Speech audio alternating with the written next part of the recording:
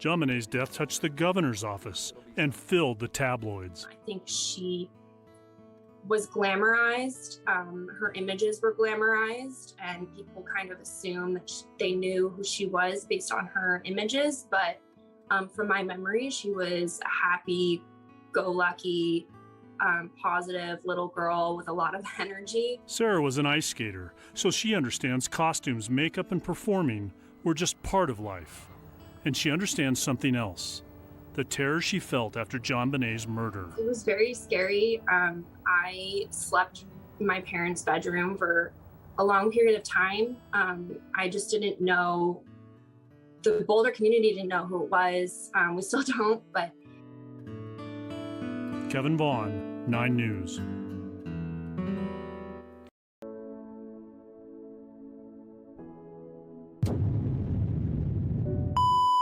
Each missed opportunity to demonstrate authentic sibling love became another piece of evidence in the court of public opinion, another reason for investigators to maintain their focus on the family rather than expanding their search to include external perpetrators who might have had both motive and opportunity to commit such a heinous crime.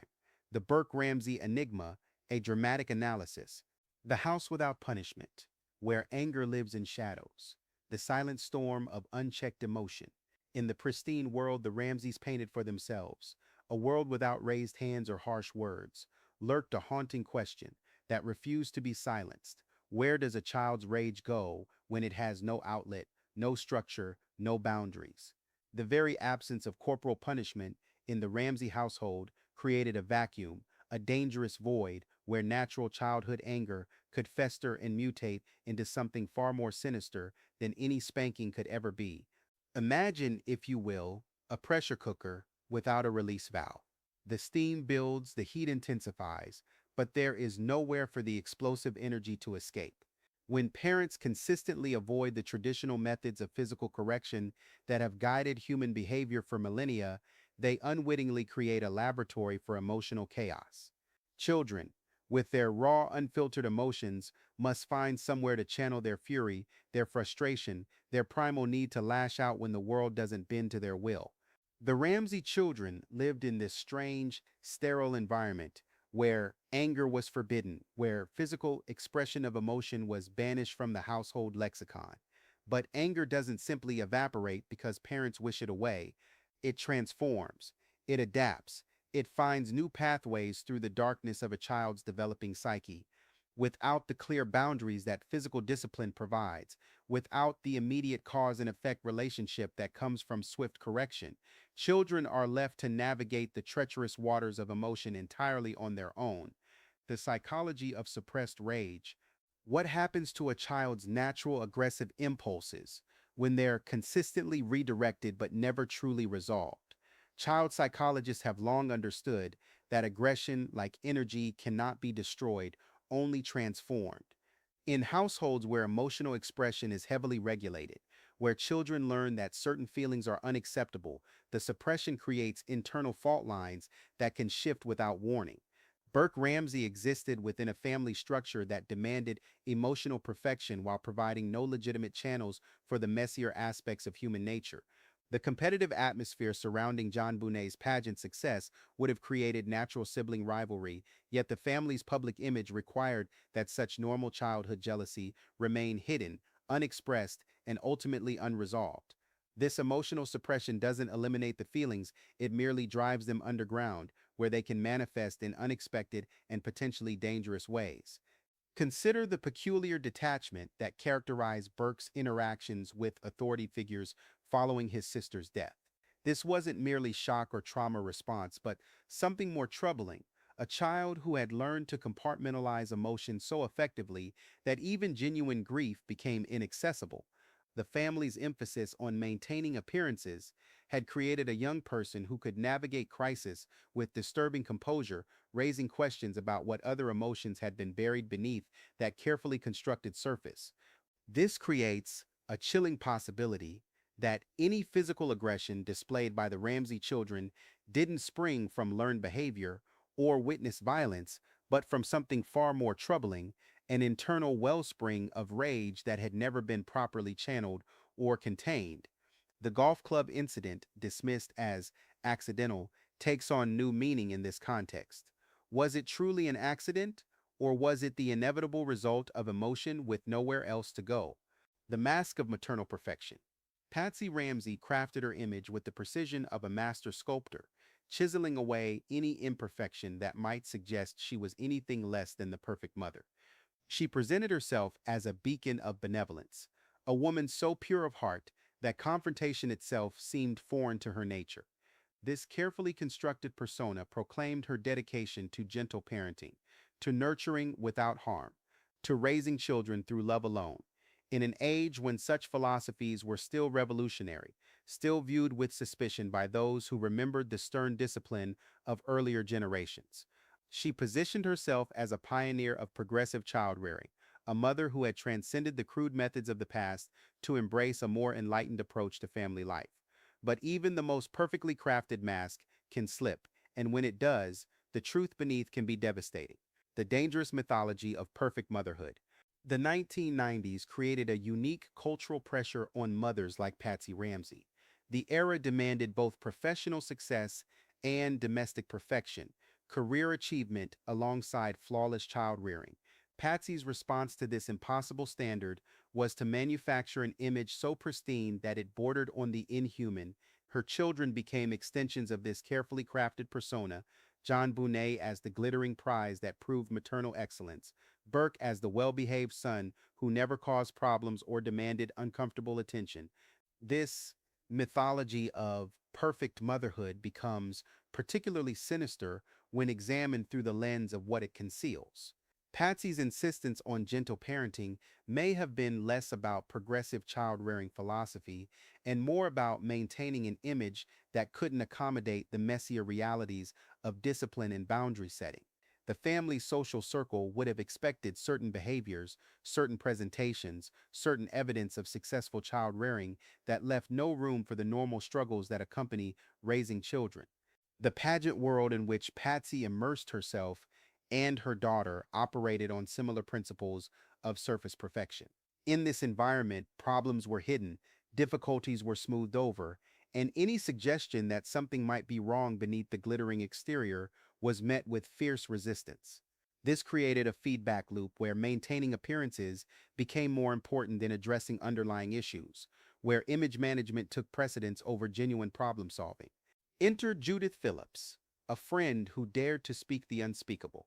In a world where children are typically shielded from adult criticism, where friends maintain polite silence about parenting concerns, Phillips broke the sacred code. She pointed an accusatory finger at young Burke, claiming he possessed a bad temper that manifested in violence toward his sister. This wasn't casual gossip or idle speculation. This was a friend risking a relationship to voice a concern so grave she couldn't remain silent. Why would Phillips take such a risk? What did she witness in the Ramsey household that compelled her to cross that line? When friends begin offering unsolicited advice about child rearing, when they dare to question parenting choices involving beauty pageants and behavioral concerns, it signals something far more significant than casual meddling. It suggests that external observers saw cracks in the foundation of the perfect family image. The Ramsey response to such concerns reveals volumes about their willingness to accept outside perspective, their resistance to external input, their defensive posture when friends attempted to offer guidance, created a fortress mentality that isolated them from potentially helpful intervention. This pattern of behavior, the rejection of concerned voices from their own social circle, hints at a family so invested in their manufactured image that they couldn't tolerate any suggestion that something might be wrong beneath the surface. The demand for authentic emotion. But perhaps the most damning aspect of this entire charade is what it reveals about Burke himself. All the character witnesses, all the parental testimonials, all the appeals to authority mean nothing if Burke cannot demonstrate genuine love for his deceased sister. The world waited for tears that never came, for grief that remained hidden, for any authentic display of brotherly affection that might put the whispers to rest. This isn't about perfection or expected responses to trauma, isn't about demanding that grief follow prescribed patterns or that children perform their sorrow for public consumption.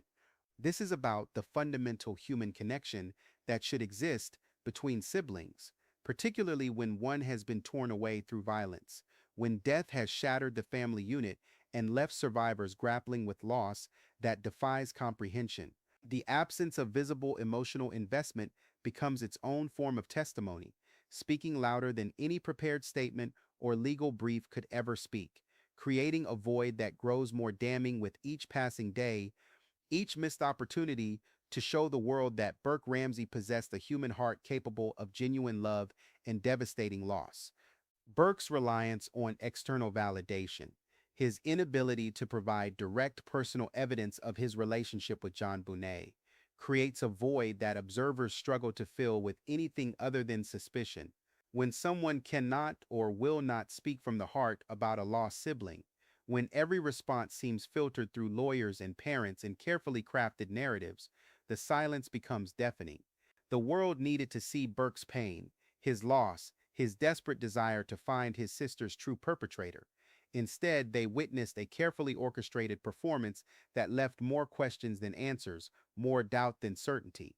The web of contradictions, when memory becomes selective, the shattering of absolute truth. Burke Ramsey's categorical denials about his mother's emotional volatility stand like glass towers against the hurricane of contradiction that would ultimately shatter them. He painted a portrait of maternal perfection, a woman incapable of anger, immune to rage, blessed with saint-like patience. Yet from his own lips came the damning word that would bring this fantasy crashing down: psycho. The morning JonBenet was discovered missing, according to Burke's own testimony, his calm, collected mother, the woman who never flew into rages, never lost control, transformed into something unrecognizable. She became frantic, hysterical, consumed by an emotional intensity so profound that her own son described it as going psycho. This wasn't a gentle concern or worried inquiry.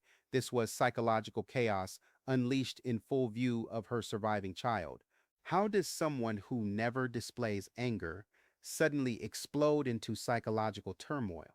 The speed and intensity of Patsy's reaction suggests something beyond natural maternal panic. It speaks to an immediate, complete acceptance of the ransom note's claims without question, without investigation, without the cautious skepticism one might expect from a parent discovering their child missing. Consider the alternatives. Fleet White, when faced with his missing daughter, spent an hour searching every corner of his home before accepting that she was truly gone. He exhausted every possibility, checked every hiding place, refused to accept the worst until he had no choice. The Ramseys, by contrast, seemed to embrace catastrophe with alarming speed, accepting the ransom note's narrative without pause or investigation. This immediate belief raises haunting questions. Does genuine surprise manifest as instant acceptance, or does prior knowledge create the conditions for such rapid emotional investment in a particular version of events? When someone goes psycho with frightening speed, it suggests either complete psychological breakdown or the performance of expected grief by someone who already knows the script. The missed opportunities for justice.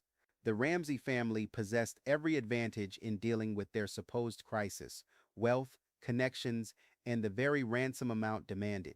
Yet they failed to employ the most basic strategies that law enforcement routinely uses to resolve such cases. Their approach reveals either stunning naivety or calculated avoidance of procedures that might expose uncomfortable truths. Standard ransom protocols exist precisely because they work. Law enforcement agencies have refined these techniques through decades of experience, creating systems that maximize the chances of safe recovery while gathering crucial evidence. The Ramseys had the perfect opportunity to engage in such cooperation, to turn their financial resources into weapons against their daughter's supposed captors. A simple banking transaction could have become a lifeline to law enforcement. A coded message written on a check, a prearranged signal to bank personnel, a coordinated effort with police to create surveillance opportunities during the handoff. These basic techniques could have turned the ransom demand into a trap for the perpetrators. Instead, the family's response seemed to avoid, rather than embrace, law enforcement assistance with a consistency that borders on the suspicious. They possessed the means to meet the ransom demand.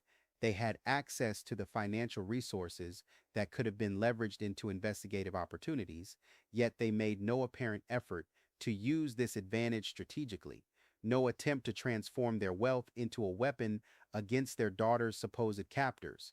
This failure to employ basic investigative cooperation, this reluctance to engage with law enforcement protocols that had been proven effective in countless similar cases, raises fundamental questions about their true priorities and their confidence in law enforcement's ability to recover their daughter safely without uncovering information that the family preferred to keep hidden.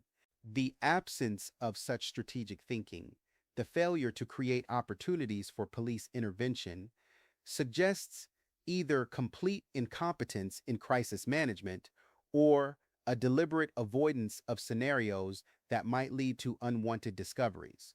When families genuinely believe their children are in the hands of dangerous criminals, they typically exhaust every possible avenue for rescue, not retreat into isolation and legal protection. The construction of protective silence. John Ramsey's characterization of his son as quiet and introspective under pressure takes on sinister undertones when examined through the lens of legal strategy rather than natural personality development. This wasn't the organic shyness of a traumatized child. This was the manufactured silence of a family under siege, carefully orchestrated to prevent unwanted revelations. The timing tells the story. Burke's sudden reticence coincided perfectly with the arrival of legal counsel, suggesting that environmental manipulation, rather than inherent personality traits, drove his behavioral changes. Children are remarkably adaptable creatures, quick to sense adult anxiety and modify their behavior accordingly. When parents radiate fear about certain topics or interactions, children absorb that fear and respond with precisely the kind of cautious silence that Burke displayed. But perhaps most revealing is the family's defensive response to law enforcement's attempts to speak with Burke independently. If he truly possessed no relevant knowledge, if he had witnessed nothing, heard nothing, knew nothing that could assist the investigation, why the fierce protection? Why the insistence that all communication flow through parental filters? A truly innocent family, desperate to find their daughter's perpetrator, would more likely encourage their child to share any potentially helpful information. They would frame cooperation with investigators as an opportunity for heroism, a chance to save his sister, a moment for Burke to become the key to solving the family's nightmare. Instead, the Ramseys constructed walls of protection around their son, creating barriers between him and the very people trying to find JonBenet's true perpetrator. This defensive posture, while understandable from a legal perspective, sent a chilling message. There were things Burke might say that the family feared more than leaving their daughter's case unsolved. The convergence of evidence, when truth refuses to hide, the unbreakable pattern of investigation. Across decades, through changing administrations, different police chiefs, rotating investigative teams, one constant has emerged like a recurring nightmare. Every law enforcement professional who examines this case finds themselves drawn inexorably back to the family at its center. This isn't the result of tunnel vision or investigative incompetence. This is the manifestation of evidence that refuses to point elsewhere. The pattern transcends individual bias because it transcends individuals entirely. When multiple police departments, despite complete changes in personnel and leadership, consistently focus their attention on internal family dynamics, it suggests something far more significant than collective prejudice. It reveals evidence so compelling, so persistent, that it survives every attempt to look elsewhere. While district attorneys waffle and public officials offer politically motivated statements, the working investigators, the professionals who examine physical evidence, analyze behavioral patterns, and follow investigative leads, maintain their focus with professional discipline. Their public silence doesn't indicate uncertainty, it indicates the careful discretion of professionals who understand the gravity of their suspicions. Chief Beckner's observations about the evidence provide a rare glimpse into this investigative reality. His acknowledgement that police struggle to move beyond current suspects reveals the true nature of the problem, not that investigators are closed-minded, but that the evidence itself creates insurmountable obstacles to alternative theories. This consistent focus, maintained across multiple law enforcement regimes, suggests that every professional who examines the case encounters the same troubling indicators, the same behavioral inconsistencies, the same forensic puzzles that point toward family involvement. The fact that this focus persists, despite enormous public pressure to find external perpetrators, speaks to the integrity of the investigative process and the compelling nature of the evidence. The psychology of avoidance and fascination. Burke's relationship with death reveals a psychological pattern more complex and disturbing than simple grief avoidance. His behavior during his mother's final illness, remaining nearby but not present, maintaining proximity while avoiding direct confrontation with mortality, suggests a mind that processes death through a lens of simultaneous attraction and repulsion. This isn't the healthy grief of a normal child struggling with loss. This is something far more troubling, a fascination with death that manifests as intellectual curiosity combined with emotional distancing. Burke's tendency to become speculative and inquisitive about mortality while maintaining physical and emotional distance suggests a psychological approach that treats death as a subject for study rather than an experience for mourning. The implications of this behavioral pattern become chilling when applied to the circumstances of JonBenet's demise. How would someone with such complex relationships to mortality process and discuss traumatic events involving family members? Would their responses follow normal patterns of grief and shock, or would they manifest as the kind of detached curiosity that Burke displayed in other death-related situations? This pattern of avoidance, combined with fascination, creates a psychological profile that could explain many of the troubling aspects of Burke's public presentations. His apparent lack of appropriate emotional response, his intellectual rather than emotional approach to discussing his sister's case, his ability to remain calm and analytical when others would be overwhelmed by grief. All of these could stem from a fundamental difference in how his mind processes death and trauma. The fact that this pattern appears consistently across different death-related situations in Burke's life suggests that it represents a core psychological characteristic rather than a situational response to his sister's case. This consistency makes his reactions to questioning about JonBenet's death more significant, not less, because it reveals how his unique psychological makeup might influence his responses to even direct questioning about traumatic events. The forensic trail that leads home. The convergence of handwriting analysis and DNA evidence creates a forensic puzzle that refuses to resolve in favor of external perpetrator theories. Patsy's handwriting similarities to the ransom note, combined with signs of deception detected in the writing, represent the kind of specific technical evidence that transcends emotional bias or investigative tunnel vision. Handwriting analysis isn't subject to the same interpretive challenges as behavioral analysis or witness testimony. When forensic experts identify similarities between a suspect's writing and crucial evidence, when they detect signs of deliberate deception in the formation of letters and words, they're providing technical analysis based on measurable characteristics rather than subjective impressions. The persistence of this evidence, combined with the limitations of the DNA findings, creates a forensic landscape that continues to point toward family involvement despite years of attempts to find alternative explanations. The acknowledgement by law enforcement that a small piece of DNA evidence cannot overcome the weight of other forensic indicators reveals the true balance of the evidence in this case. The potential for advanced DNA testing to provide more definitive answers represents both hope and terror for current theories about the case. If whole genome sequencing were to eliminate or fragment the unidentified male DNA profile, it would force a complete reconsideration of external perpetrator theories and strengthen the forensic case for family involvement. But perhaps most telling is what the absence of external forensic evidence would reveal about the supposed perpetrator. The complete lack of identifiable traces, no skin cells, no clothing fibers, no hair, no fingerprints, no DNA, would suggest a level of criminal sophistication that borders on the impossible. Such forensic cleanliness would require either extraordinary criminal expertise or the kind of familiarity with the crime scene that comes from living there. The forensic evidence, when examined as a complete picture rather than isolated elements, creates a narrative that consistently points toward family involvement despite decades of attempts to find alternative explanations.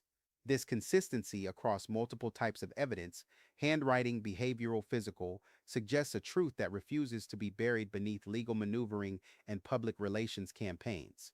The Burke-Ramsey case represents more than a criminal investigation. It's a study in how evidence can transcend time, politics, and public opinion to maintain its essential truth. No matter how many years pass, no matter how many different investigators examine the case, no matter how sophisticated the legal defenses become, the evidence continues to tell the same story, pointing toward the same troubling conclusions that have haunted this case from its very beginning. The truth may never be legally proven, but the shadows of that truth continue to darken everything they fall upon. If you enjoyed this video, don't forget to like, share, and subscribe for more storytelling analysis like this.